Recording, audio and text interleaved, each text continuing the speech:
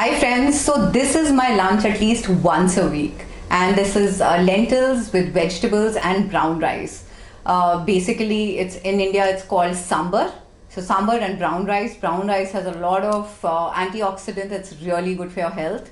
And vegetables again have a lot of antioxidants. Lentils are very filling and full of fiber. So let's get started.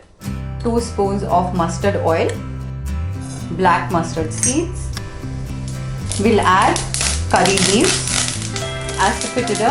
We need to fry it a little bit. Onion, raw turmeric, tomatoes. In goes the carrot, potatoes, mix, sambar powder, red chili powder, tamarind paste, salt, the boiled lentils.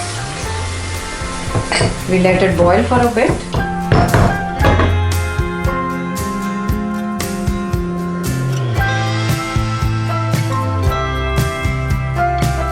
This is a perfect plant-based lunch meal for me, and for those of you who want to lose weight and eat healthy and wholesome.